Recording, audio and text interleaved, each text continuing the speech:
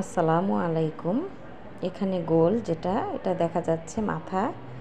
এটা একটা মজার ভিডিও, তাই আমি দেখালাম। এই পেটের এটা হলো প্রস্রাবের থলি, বাচ্চার প্রস্রাবের থলিও দেখা যাচ্ছে। আর এটা তো হার্ট, আপনারা দেখেছেন হার্ট লাফাতে থাকে পেটের মধ্যে।